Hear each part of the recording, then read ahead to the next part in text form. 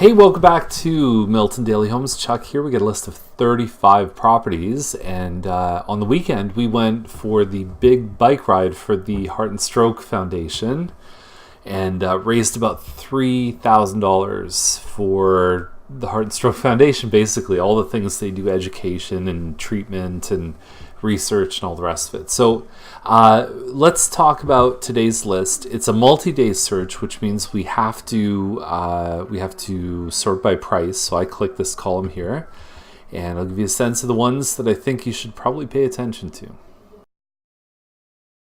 After I talked about a 486 price point being a little bit high, these guys came out at 449.5. So I've had people that have said to me, Chuck, like what you said, it cost me money or made me money. And I just think like what we do here is not really that, maybe, I don't know, but I just don't think it's that important that it can, stem or change the tide of the market. Anyway, I'm glad they did it because I think a 450 price is where they probably should have been. There's surface parking. There's no garage here. And the other thing we talked about on Friday is that you have these electric baseboard heaters, which, if managed well, can be not bad. Like they can be okay, but they're probably going to be more expensive than a gas heat. And finish-wise, looks okay, I guess. The neighborhood's great, right in Dorset Park. And there's lots of green space close by, too.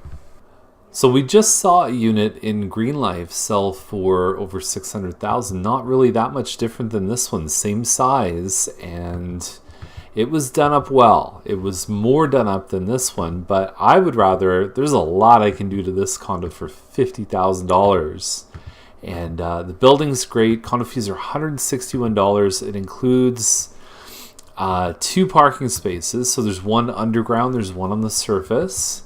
And you figure that surface is probably worth somewhere between 10 and 15, probably not as high as $20,000.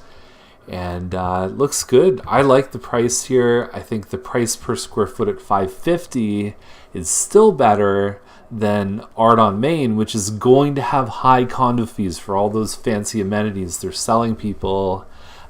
This building long term gets full marks. It's built well.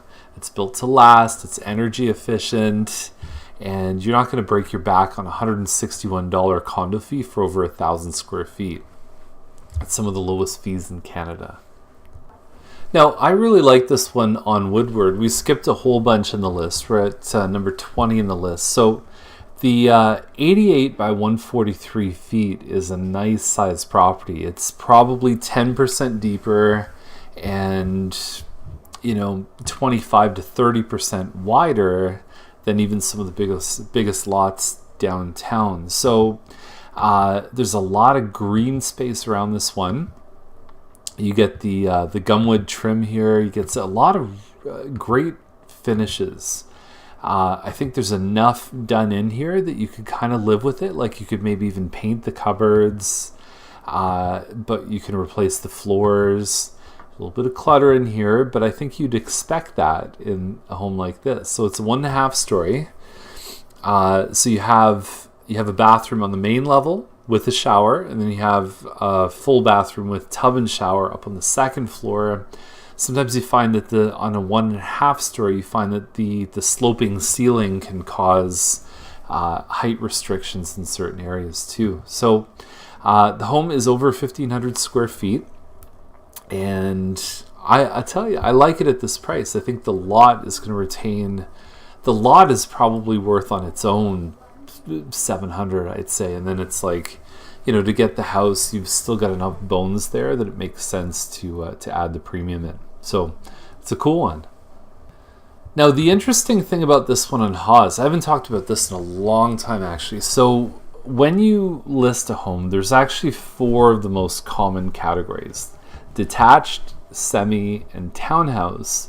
And the 4th one, there's a big drop off in commonality, and it's called a link. And so the definition of a link is one of 2 things.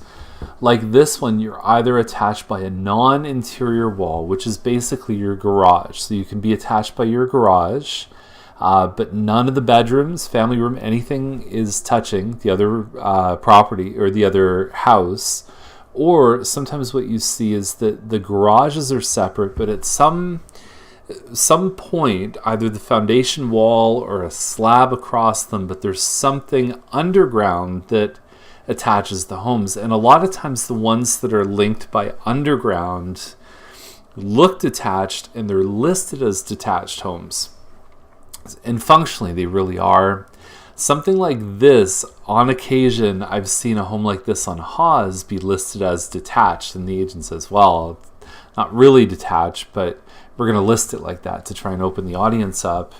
But the problem with listing it as a link, I would personally list it as a semi, because I think when agents are selecting criteria for their clients is that those are the big three: townhouse, semi-detached, and if they miss the link, they may actually not be exposing it to their clients. So I think you kind of lose exposure with a link. To me, it's a dead category. It's not something I like to put in, even though it's technically either a detached light or it's a semi plus. It's a little better than a semi because you're not sharing those interior walls.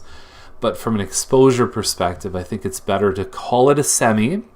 And then in the description is that one of the very first things you'd say is no interior walls are shared, linked by garage only. I think that is a safer way to make sure that you get the eyeballs.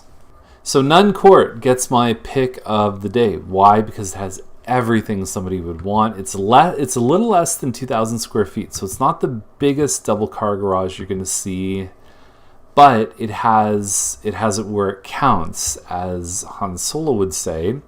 And so you've got your dining room, you got a family room, and you've got your kitchen. And it's all open concept. The finishes are good. The lights have been replaced. The shower's a glass shower. California shutters. Finished basement. Pie-shaped lot.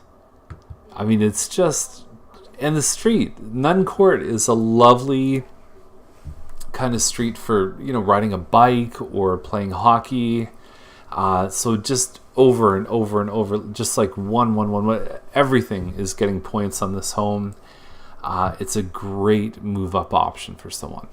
So that's it. I know there's a lot of listings in here, but that was really all I wanted to talk about. The rest of it, it's like we see it more or less every other day. And not to discount how good some of the other homes are, but price-wise, layouts-wise, there's nothing here that really caught my eye beyond those. So if you have any questions, reach out to us. We'll see you tomorrow.